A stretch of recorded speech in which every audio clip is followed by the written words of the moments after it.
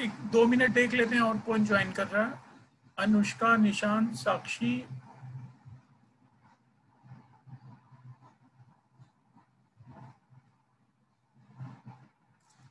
मैं स्क्रीन पे ना सिलेबस डाल रहा हूँ, आप लोग देखिए अगर वो आप लोग देख सकें तो।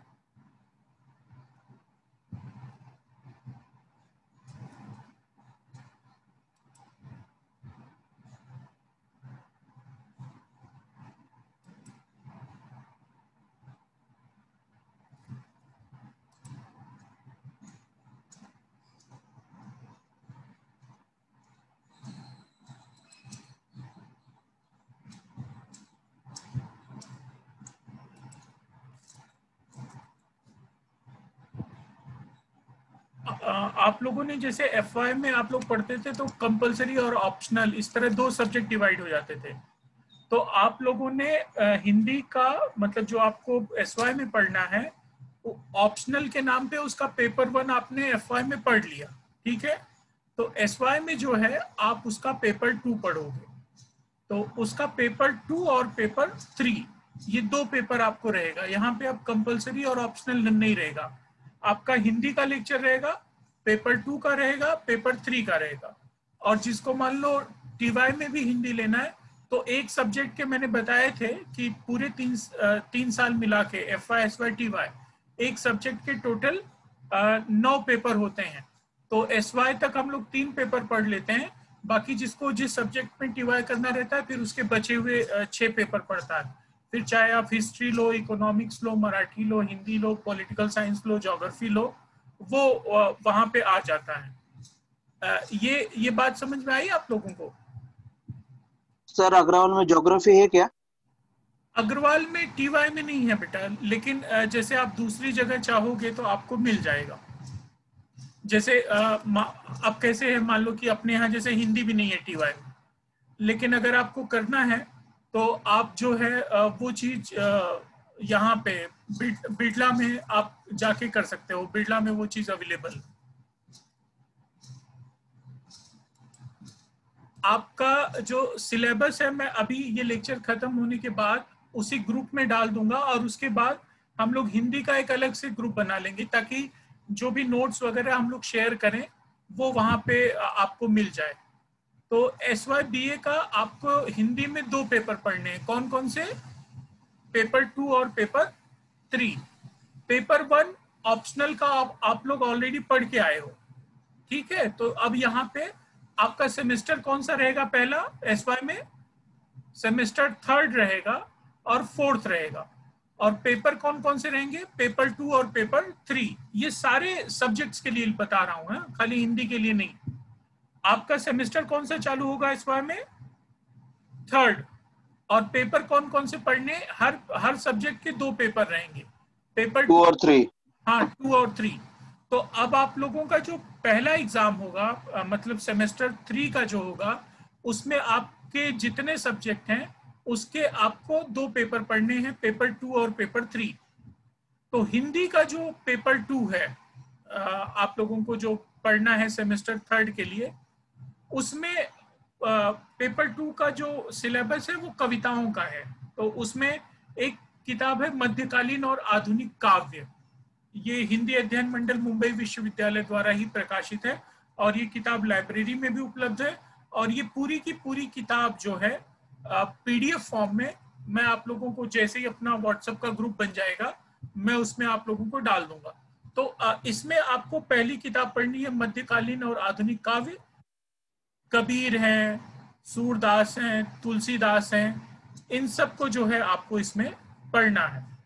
इसके बाद इसी मतलब पेपर में रहीम भी इसमें है, बिहारी भी हैं। आधुनिक काव्य में आपको उसमें सूर्यकांत त्रिपाठी वगैरह को भी पढ़ने को मिलेगा। और दूसरी किताब है इसमें स्वयं प्रभा करके खंड काव्य है, रमाकांत शर्मा उद्भ्रांत का। तो पेपर 2 के लिए आपका जो सिलेबस निर्धारित है वो इतना ही है सेमेस्टर 3rd के लिए, जिसमें ये 2 किताबें हैं, एक स्वयं प्रभा और एक मध्यकालीन काव्य। उसके बाद पेपर 2 का ही जब सेमेस्टर 4 चालू होगा तो उसमें जो है उसमें एक आपको व्यंग विधि करके किताब है, वो भी मैं आपको पाठ्यक्रम के लिए पूरा PDF करके दे दूंगा। और एक शकुंतला उपन्यास है, मतलब पहले सेमेस्टर मतलब थर्ड सेमेस्टर में आप खाली कविताएं पढ़ोगे, और दूसरे सेमेस्टर में आप उपन्यास और व्यंग्य निबंध पढ़ोगे पेपर 2 में। क्लियर? हाँ सर। पेपर 2 में पहले सेमेस्टर में आप लोग खाली कविताएं पढ़ोगे, और सेमेस्टर 4 में उपन्यास और व्यंग्य विधि करके किताब पढ़ोगे। और इसी तरह आपका जो पेपर थर्ड है, पेपर थर्ड बहुत इजी बनाया गया है, उसके लिए कोई निर्धारित किताब नहीं है। वो एक तरह से जनरल नॉलेज और जनरल स्टडीज का सब्जेक्ट है। जैसे पेपर थर्ड में आपका जो पहला सेमेस्टर होगा, मतलब सेमेस्टर थर्ड, वो है प्रयोजन मूलक हिंदी का। प्रयोजन मूलक हिंदी मतलब फंक्शनल हिंदी, कि हिंदी व्यवहार उपयोग में आती है, किस तरह से उपयोग में आती है, हम लोग बैंकों में जाते हैं तो हिंदी को किस तरह से इस्तेमाल करते हैं, और कैसे उसका उपयोग किया जा सकता है। साहित्यिक हिंदी में क्या अंतर होता है, प्रयोजन मूलक हिंदी में क्या अंतर होता है, कार्यालयीन पत्र क्या होते हैं, मतलब ऑफिशियल लेटर्स क्या होते हैं, व्यावसायिक पत्र कैसे होते हैं, अगर आपको कहीं पे एप्लीकेशन करना है जॉब वगैरह का तो एप्लीकेशन कैसे करना है, कोई इंक्वायरी करनी है, पूछताछ करनी है तो कैसे करनी है, कोई कंप्लेन करना है, कोई परचेज ऑर्डर क्रिएट करना है, तो ये सब कैसे करना है, ये सब आपको इसमें बताया जाएगा। और इसी के अंदर एक चैप्टर अनुवाद का भी रहेगा, कि ट्रांसलेशन क्या है, शब्दानुवाद क्या होता है, भावानुवाद क्या होता है, अर्थानुवाद क्या होता है। तो अनुवाद के बारे में, ट्रांसलेशन के बारे में आपको पढ़ना होगा। पत्रकारिता के बारे में भी थोड़ा सा इसमें एक चैप्टर है, कि पत्रकारिता क्या है, हिंदी पत्रकारिता का विकास किस तरह से हुआ, खेल पत्रकारिता मतलब स्पोर्ट्स जर्नलिज्म क्या है, इलेक्ट्रॉनिक माध्यमों की पत्रकारिता क्या है, साहित्यिक पत्र पत्रिकाओं की पत्रकारिता क्या है, ये सब आपको बताया जाएगा। इसके अलावा इसमें एक सेक्शन अनुवाद का पारिभाषिक शब्दावली का है, कि जैसे अंग्रेजी से मराठी में अनुवाद, या मराठी से हिंदी में अनुवाद, या हिंदी से मराठी में अनुवाद। और जो सिलेबस मैं आपको भेजूंगा उसमें आप देखोगे ना कि करीब 50 इंग्लिश के वर्ड्स हैं, और उसके सामने उसका हिंदी में अर्थ दिया हुआ है। जैसे अकाउंटिंग ईयर को हम लोग हिंदी में क्या बोलेंगे, कोई बता सकता है? अकाउंटिंग ईयर को हम लोग हिंदी में क्या बोल सकते हैं? अकाउंटिंग ईयर तो समझ रहा है ना, इंग्लिश का पॉपुलर वर्ड है। आर्थिक वर्ष सर। आर्थिक वर्ष नहीं बेटा, उसके लिए वही, मतलब तुम्हारा अनुमान एकदम बराबर है, लेकिन उसके लिए ना वर्ड फिक्स है, बस वही बताना है। तो जैसे अकाउंटिंग ईयर के लिए लेखा वर्ष है ना, बोलते हैं ना साल भर का लेखा जोखा क्या है ना। या जैसे हम लोग बोलते हैं अप्रूवल मिला क्या, तो अप्रूवल को हिंदी में क्या कहते हैं? अनुमोदन। एरियर्स का पैसा, बकाया राशि। बेसिक पे, मूल वेतन। कंसर्न, संबंधित। कॉन्फिडेंशियल, गोपनीय। कंज्यूमर, उपभोक्ता, है ना। डिडक्शन, कटौती। डेफिसिट, घाटा। तो ऐसे करीब 50 वर्ड्स दिए हुए हैं, और इन 50 वर्ड्स में से भी कोई भी 10 वर्ड्स वो आपको एग्जाम में दे देंगे। आपको अगर हिंदी में दिया रहेगा तो उसका इंग्लिश में लिखना रहेगा, इंग्लिश में दिया रहेगा तो हिंदी में लिखना रहेगा। वो 10 नंबर आपके फिक्स हैं। अगर ये 50 वर्ड आप लोग तैयार कर लोगे तो आपके 10 नंबर फिक्स हो जाएंगे। और बाकी ट्रांसलेशन के बारे में है, पत्रकारिता के बारे में है, वो सब है। तो ये सामान्य सा पेपर है प्रयोजन मूलक हिंदी का। उसके लिए कोई फिक्स किताब नहीं है, लेकिन चैप्टर वाइज नोट्स मैं आप लोगों को दे दूंगा। ठीक उसी तरह इसका जो अगला सेमेस्टर होगा, पेपर थर्ड का सेमेस्टर 4 जो होगा, उसमें अगले सेमेस्टर में आप पढ़ोगे जनसंचार। जैसे पहले सेमेस्टर में आप पढ़ोगे फंक्शनल हिंदी, प्रयोजन मूलक हिंदी, ठीक उसी तरह नेक्स्ट सेमेस्टर में पेपर थर्ड में आप पढ़ोगे जनसंचार। तो जनसंचार को इंग्लिश में क्या कहते हैं, कोई बता सकता है? जनसंचार का अर्थ हुआ मास कम्युनिकेशन, जिसको इंग्लिश में बोलते हैं, है ना। तो मास कम्युनिकेशन में क्या क्या आता है? जैसे अपने यहाँ बहुत पहले कीर्तन होती थी, नौटंकी होती थी, लोक संगीत होती थी, लावणी होती थी, तमाशा होता था। ये सब मास कम्युनिकेशन का एक प्रकार है, कि बहुत सारे लोगों को एक साथ बहुत देने के तरीके। तो इसमें प्रिंट माध्यम है, इलेक्ट्रॉनिक माध्यम है, तो इसके माध्यम कौन कौन से हो जाएंगे? जैसे समाचार पत्र है, वो मास कम्युनिकेशन का एक पार्ट है। रेडियो हो गया, सिनेमा हो गया, टेलीविजन हो गया, कंप्यूटर हो गया, मोबाइल हो गया, सोशल मीडिया हो गया। जैसे तुम लोग आजकल मोबाइल यूज करते हो, तो मोबाइल पे व्हाट्सएप है, फेसबुक है, ट्विटर है, ये सब ब्लॉग है, ये सब जो है सोशल मीडिया का एक उदाहरण है। जैसे मान लो कि अब मुझे इतने सारे स्टूडेंट्स में से मैसेज देना था कि 11 बजे हिंदी का लेक्चर है, तो मैंने क्या किया, लेक्चर शेड्यूल करके सोशल मीडिया का सहारा लिया, व्हाट्सएप ग्रुप पे मैंने मैसेज डाल दिया और वहीं से जिसका जिसका हिंदी लेक्चर था वो कनेक्ट हो गए। तो ये जनसंचार है, ये मास कम्युनिकेशन है, जिसके थ्रू आप बहुत सारे लोगों तक एक साथ पहुंचते हैं। तो यहाँ पे भी इन्होंने क्या किया है, जैसे वहां पे 50 वर्ड्स दिए थे, कहाँ पे, सेमेस्टर 3 में, तो यहाँ पे भी उन्होंने 50 वो दे दिए हैं, प्रश्न दे दिए हैं, जिन प्रश्नों के उत्तर आपको देने होंगे। जैसे ट्विटर की स्थापना कब हुई, फेसबुक की स्थापना किसने की, इंस्टाग्राम का उपयोग किस लिए होता है ना, सोशल मीडिया में टम्बलर किसे बोला जाता है, सोनी टीवी का संबंध किस देश से है, सोनी टीवी का संबंध किस देश से, बताइए, कोई बताएगा? सोनी टीवी कहाँ दिखता है? भारत में दिखता है, तो उसका संबंध भारत से है। फिल्म रिव्यू कैसे लिखते हैं, विज्ञापन कैसे लिखते हैं, है ना, जिंगल राइटिंग जिसको बोलते हैं, वो कैसे लिखते हैं, फीचर लेखन कैसे होता है, संवाद लेखन कैसे होता है। अब संचार का अंग्रेजी के किस शब्द का पर्याय है, मतलब संचार को अंग्रेजी में क्या कहते हैं? तो जैसे जन संचार का मैंने कहा मास कम्युनिकेशन, तो संचार का क्या अर्थ हो गया, कम्युनिकेशन, है ना। तो इस तरह के बहुत सारे सवाल मतलब ऑलरेडी प्रश्न तय हैं।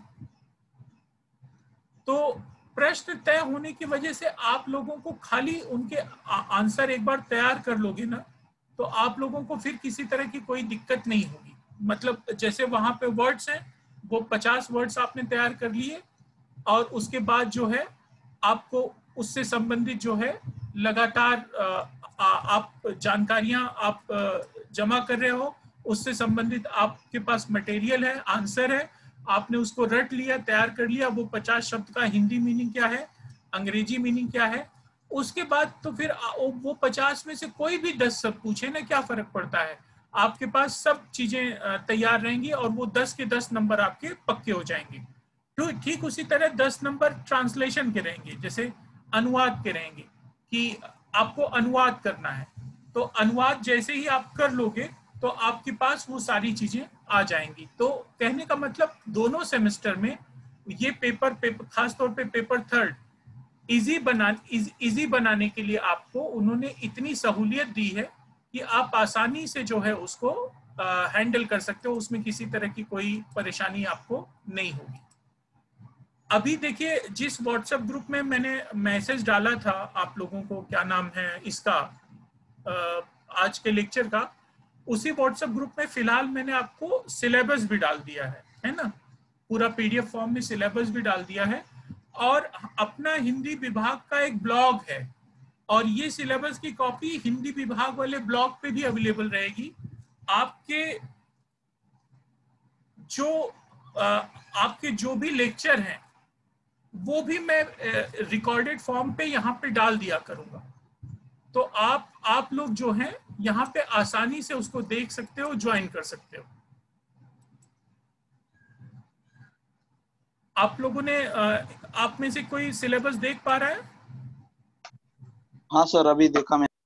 हाँ, तो वो पीडीएफ फॉर्म में डाला हुआ है बेटा। आप में से कोई भी जो है मतलब वो पूरा सिलेबस है सेमेस्टर 3 और सेमेस्टर 4 का, तो वो पूरा सिलेबस मैं फिर से इस पे भी डाल दूंगा। आपका जो मैंने ब्लॉग का लिंक दिया है उसको इमेज फॉर्म में मैं ब्लॉग पे भी डाल दूंगा, तो वहां भी पड़ा रहेगा। और जैसे ही आज मैं हिंदी का अलग से एक ग्रुप क्रिएट कर दूंगा, क्योंकि ये ग्रुप कॉमन है, तो इसमें नोट्स वगैरह शेयर करना मतलब सबके पास जाता है, जो हिंदी के बच्चे नहीं है, जिनको जरूरत नहीं है, उनके पास भी जाता है, तो उनको उसकी कोई जरूरत नहीं है ना। तो इसलिए अलग से जिनका हिंदी सब्जेक्ट है उनके लिए मैं अलग से एक व्हाट्सएप ग्रुप क्रिएट कर दूंगा, तो हर दिन के लेक्चर का रिकॉर्डेड फॉर्म, उससे संबंधित नोट्स, आपके किताबों के पीडीएफ फॉर्म, वो आपके ब्लॉग पे अपलोड हो जाएंगे, आपके यूट्यूब पे अपलोड हो जाएंगे। और उसके बावजूद अगर आपको कोई परेशानी उसमें रहेगी तो आप मुझे पर्सनली बोल सकते हो, मैं पर्सनली जो है आपको उसमें इंटीमेट भी कर दूंगा। इसके अलावा सिलेबस को लेके आप लोगों के मन में कोई डाउट हो तो बताइए।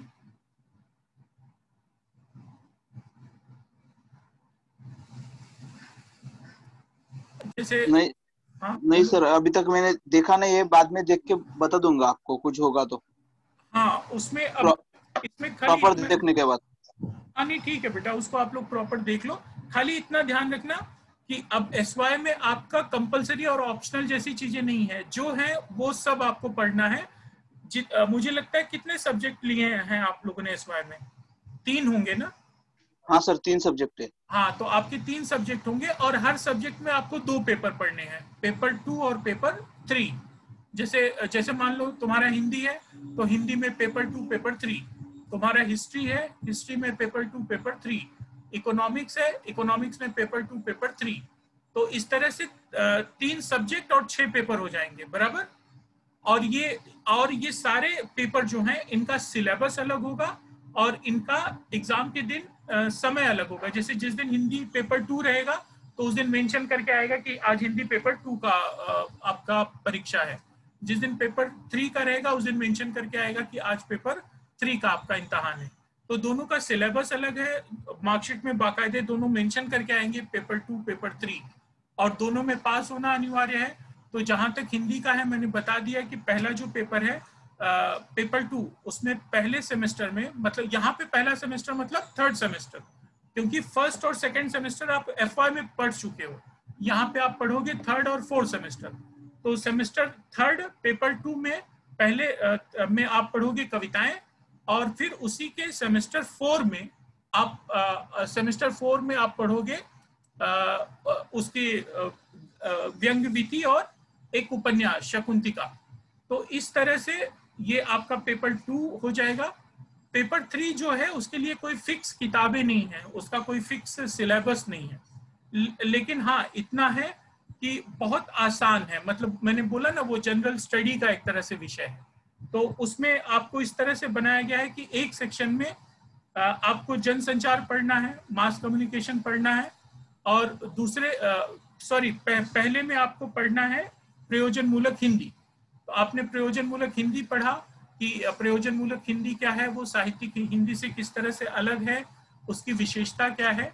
और दूसरा आपका पार्ट हो जाता है प्रयोजन मूलक हिंदी, फंक्शनल हिंदी, और दूसरा आपका हो जाएगा जनसंचार मास कम्युनिकेशन। तो मास कम्युनिकेशन क्या है, मास कम्युनिकेशन के प्रकार कौन से हैं, सोशल मीडिया है, मोबाइल है, ट्विटर है, फेसबुक है, इंस्टाग्राम है, इनके उपयोग क्या है, इनके संस्थापक कौन है, ये किस तरह से काम करता है।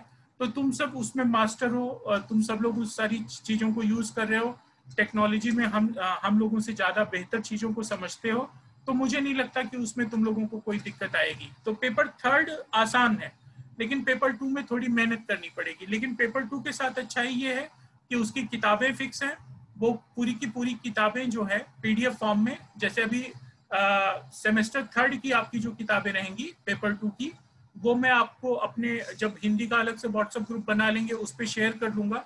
उसको ब्लॉग या उस पर इसलिए नहीं डाल सकता क्योंकि कॉपीराइट का मामला बनता है, लेकिन पीडीएफ फॉर्म में आप लोगों के लिए मैं व्हाट्सएप ग्रुप पे शेयर कर लूंगा। तो उससे क्या होगा, पूरा टेक्स्ट, एक्चुअल टेक्स्ट आप लोगों के पास आ जाएगा, और उसमें एक एक कविता, एक एक पोएट को हम लोग पढ़ेंगे, क्योंकि हम लोगों के पास काफ़ी समय है। जुलाई में लेक्चर शुरू हुए हैं, अगस्त सितंबर अक्टूबर के आसपास एग्जाम होंगे, तब तक हम लोगों के पास काफ़ी समय है। तो वो पूरा का पूरा समय हम लोग यूटिलाइज करेंगे। और हाँ एक चीज़ और इम्पॉर्टेंट आपको बता दूं कि आज तो जैसे लेक्चर शुरू करना था तो हम लोगों ने जूम मीटिंग वगैरह पे कर ली, लेकिन जैसे पिछले साल हुआ था कि बाकायदे उसका गूगल अकाउंट बनेगा और उसमें आप लोगों को रजिस्टर करना है, वो काम 1-2 दिन में हो जाएगा।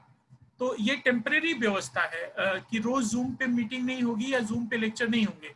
मैडम ने स्ट्रिक्टली बोला है कि पहले साल तुम में से बहुत सारे लोग बोलते थे कि ज्वाइनिंग में दिक्कत आ रही है, तो हम लोगों ने जूम पे भी लेक्चर लिया था, लेकिन ऐसा चलेगा नहीं।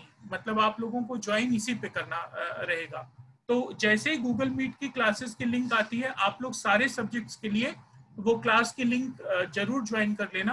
तो सारे लेक्चर्स वहीं पे होंगे। ये शुरू के 1-2 दिन भले हम लोग जूम पे ले रहे हैं, लेकिन आगे से आप लोगों को वहीं पे जो है लेक्चर्स लेने होंगे। और आपका टाइम टेबल जो है, सब्जेक्ट वाइज टाइम टेबल क्या रहेगा, वो भी मैं आपको अपना व्हाट्सएप ग्रुप जब बन जाएगा तो उसमें मैं डाल दूंगा। तो टाइम टेबल के हिसाब से लेक्चर होगा और गूगल मीट पे होगा। फिलहाल 1-2 दिन जाने दो, जैसे ही वो रजिस्टर हो जाएगा, ग्रुप क्रिएट हो जाएगा, तो मैं आपको इंटीमेट कर दूंगा और उसका भी लिंक भेज दूंगा। तो हम लोग क्लासेस उसी पे लेंगे और जो टाइम टेबल फिक्स होगा उसी पे लेंगे। अपनी मर्जी से नहीं ले सकते। मान लो उसमें गड़बड़ी ये होती है कि जैसे मैंने कहा कि नहीं आज मैं 10 बजे फ्री हूँ, मैं 10 बजे लेक्चर ले लेता हूँ, पता चला टाइम टेबल में 10 बजे किसी और टीचर का है, तो तुम्हारा वो लेक्चर मिस होता है। तो ऐसा नहीं होगा, जो टाइम टेबल दिया गया है उसी टाइम टेबल के हिसाब से हम लोग लेक्चर लेंगे। तो किसी का कोई लेक्चर भी प्रभावित नहीं होगा, समय से सब लोग जुड़ जाया करेंगे। और गूगल मीट वगैरह पे अटेंडेंस वगैरह की दिक्कत नहीं होती, वो ऑटोमेटिक क्रिएट होके कॉलेज के वेबसाइट पे चला जाता है। तो वहाँ पे जुड़ने से बहुत सारी सुविधाएं हैं, वहाँ पे नोट्स वगैरह, असाइनमेंट्स वगैरह सब शेयर कर सकते हैं। बहुत सारी उसमें व्यवस्थाएं हैं, लेक्चर रिकॉर्ड करने की व्यवस्था है। तो वो सारा प्लेटफॉर्म बहुत अच्छा है। तो 2-3 दिन में जैसे ही आप लोगों को सब्जेक्ट वाइज रजिस्टर करके क्लास अलॉट हो जाती है, तो मैं आप लोगों को इंटीमेट भी कर दूंगा और आप लोग जो है उससे जुड़े आइएगा, है ना। तो जैसे ही आप लोगों को मैसेज आए कि गूगल क्लास के लिए लिंक होना है, तो आप लोग तुरंत उसको कर लीजिएगा। इस बार बहानेबाजी मत करिए, क्योंकि इस बार बहुत स्ट्रिक्ट है।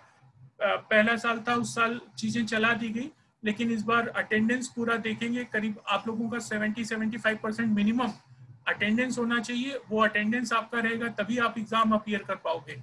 और मुझे लगता है कि 1-आध महीने में अगर सिचुएशन नॉर्मल हो गई, तो जैसे फिजिकल क्लास चलती है क्लासरूम में, उस तरह से क्लासेस चालू हो जाएंगी, तब कोई दिक्कत ही नहीं है।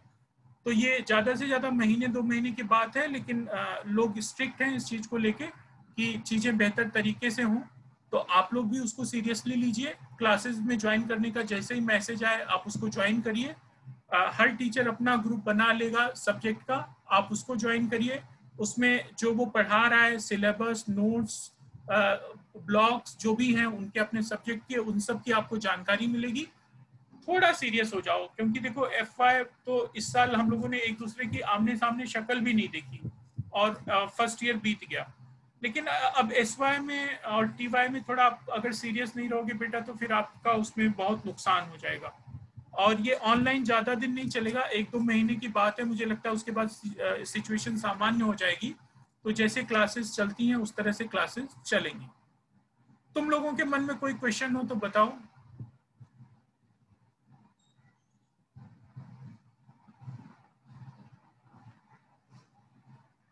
तुम लोगों के मन में कोई डाउट है पूरे सिलेबस को लेके, लेक्चर्स को लेके, एग्जाम को लेके, शेड्यूल को लेके?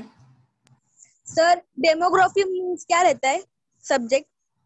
डेमोग्राफी बेटा एक तरह से जैसे आपका जो ज्योग्राफी का सब्जेक्ट होता है ना, उसी का एक ब्रांच है डेमोग्राफी। तो अभी आपका कौन कौन सा सब्जेक्ट है जो आपने लिया? Sir PSA, demography, political science, demography, हाँ, और इकोनॉमिक है, हिस्ट्री हाँ। पर इकोनॉमिक सर देखना पड़ेगा मुझे को। नहीं नहीं बेटा, तुम गड़बड़ हो रहे। तुमको 3 ही सब्जेक्ट होगा, है ना? Yes sir. तो 3 सब्जेक्ट्स में एक तुमने डेमोग्राफी भी बता दिया, तुमने हिस्ट्री भी बता दिया, तुमने पीएस भी बता दिया, और कोई इकोनॉमिक्स भी बता दिया। ऐसा नहीं होगा सर ऑप्शनल में मेरा है ना ज्योग्राफी, हिंदी और हिस्ट्री है। हाँ, तो ज्योग्राफी, हिंदी बराबर है। तो अब तुम्हारा क्या होगा? हाँ कि तुम ज्योग्राफी, हिंदी, हिस्ट्री, इन तीनों सब्जेक्ट के पेपर 2 पेपर 3 पढ़ लोगे एसवाई में, है ना। और हाँ सर। जिस सब्जेक्ट को तुम टीवाई में लोगे, मान लो तुम टीवाई में क्या लेना चाह रहे हो? सर मुझे जियोग्राफी लेना है, पर इधर नहीं है ना इस कॉलेज में, नहीं इसलिए। ठीक है, यहाँ पे नहीं है, जहाँ होगा तुम वहाँ एडमिशन ले लोगे, है ना। मान लो अगर तुमको ज्योग्राफी लेना है, तो जब तुम वहाँ टीवाई में जाओगे, तो इस सब्जेक्ट के तुम ऑलरेडी ज्योग्राफी के एसवाई तक कितने पेपर पढ़ चुके हो? 3। तो मैंने कहा ना कि टीवाई पूरा करने के लिए एक सब्जेक्ट के 9 पेपर पढ़ने पड़ते हैं। तो 3 पेपर तुम हाँ सर। 3 पेपर तुम ऑलरेडी पढ़ चुके हो, 6 पेपर तुमको और पढ़ने रहेंगे, तो तुम टीवाई में 6 पेपर्स पढ़ते हो। तो वही 6 पेपर्स हम लोग पढ़ते हैं टीवाई में। वही 6 पेपर हम लोग पढ़ते हैं एसवाई में भी, लेकिन क्या होता है एक सब्जेक्ट के 2 पेपर, तो 3 सब्जेक्ट हैं तुम्हारे, तो एक सब्जेक्ट के 2 पेपर मतलब 6 पेपर हो गए, है ना? तो 6, हाँ सर। हाँ तो 6 पेपर एसवाई में पढ़े हम लोगों ने, 6 पेपर जो है टीवाई में पढ़े, वही गणित है, उसमें कोई डाउट नहीं। तो हाँ, सिर्फ एक ही सब्जेक्ट के 5 पार्ट और रहेंगे ना? नहीं, एक सब्जेक्ट के एसवाई के लिए 6 पार्ट रहेंगे। नहीं, टीवाई में सर, टीवाई में। हाँ टीवाई में 6 रहेगा ना, 9 पढ़। हाँ हाँ बराबर। एफवाई से टीवाई तक तुमको एक सब्जेक्ट के 9 पेपर पढ़ने हैं, है ना? तो हाँ सर। तुमने ऑप्शनल पेपर के रूप में पहला पेपर पढ़ लिया एफवाई में, है ना? हाँ फिर सर। एसवाई में तुमने उसी सब्जेक्ट का पेपर 2 पेपर 3 पढ़ लिया। हाँ सर। तुम्हारे कितने पेपर हो गए? 3 पेपर तुमने पढ़ लिए, एक वहां पे और 2 और 3 यहाँ पे, मतलब 3 पेपर पढ़ लिए तुमने। हाँ सर। तो बचे कितने? 6, तो 6 पेपर तुम और पढ़ोगे। हाँ सर। तो तुम टीवाई जिस भी सब्जेक्ट से करोगे उसकी 6 पेपर तुम पढ़ोगे। और एसवाई में 3 ही सब्जेक्ट होगा बेटा साक्षी, 4 नहीं होगा। Yes sir. तुम थोड़ा देख लो ध्यान से, है ना, नहीं तो फिर कंफ्यूजन होगा कि तुम्हारा कौन कौन सा सब्जेक्ट है। सर रिजल्ट में ना मेरा मतलब एफवाय ला ना सर हिस्ट्री, इकॉनॉमिक्स आणि पॉलिटिकल सायन्स होता, 3 सब्जेक्ट रिजल्ट वरती 3। हिस्ट्री, इकोनॉमिक्स, पॉलिटिकल साइंस, तो फिर हिंदी कंपल्सरी होता। तो हिंदी कंपलसरी बेटा खाली एफवाई के लिए होता है, एसवाई के लिए नहीं। एसवाई में हिंदी उसी को मिलेगा जिसका ऑप्शनल हिंदी रहा होगा। सर मी एफवाय ला 2 हिंदी घेतलेले, ऑप्शनल कंपल्सरी। हाँ तो तुम्हारा एक सब्जेक्ट हिंदी होगा, फिर 2 सब्जेक्ट कोई और होगा। तुम्हारा एफवाई में ऑप्शनल क्या क्या था बताओ?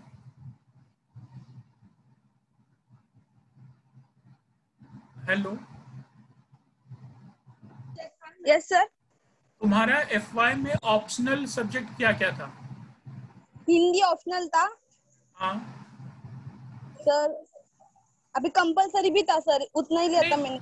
नहीं कंपलसरी के मैंने पूछ नहीं, देखो कंपलसरी के 3 पेपर होंगे, मान लो तो वो सब छोड़ दो, कंपलसरी के अलावा 3 पेपर और क्या थे? सर थांबा सर, बघायला लागेल मला। हाँ बघ, कन्फर्म करतो मी तुला। सर मी पीडीएफ पाठवू का, मी ते भरलेले फॉर्मचे?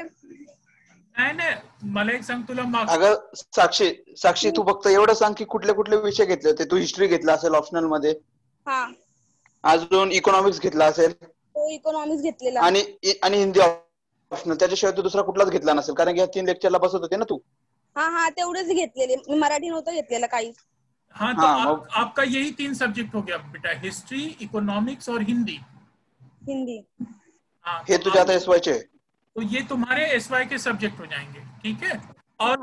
और ज्यादा आसानी से समझने के लिए सबसे अच्छा तरीका है, तुम अपना एफआई बीए की जो तुमको मार्कशीट मिली होगी ना, यस सर, वो मार्कशीट में देखो कि जैसे एफसी कंपलसरी सब्जेक्ट होता है, छोड़ दो। कम्युनिकेशन स्किल कंपलसरी सब्जेक्ट होता है, छोड़ दो। उसके बाद हिंदी या मराठी कंपलसरी, छोड़ दो, है ना? ये के बाद जो 3 सब्जेक्ट बचते हैं वही तुम्हारे एसवाई के सब्जेक्ट हो जाएंगे। Yes sir.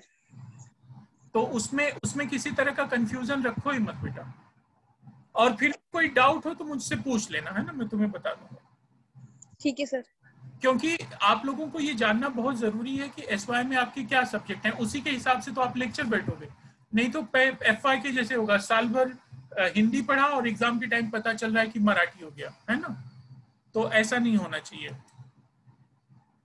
तो एकदम क्लियर रहना कि जो तुम्हारा ऑप्शनल सब्जेक्ट था वही ऑप्शनल सब्जेक्ट आपका एसवाई में कैरी फॉरवर्ड होगा।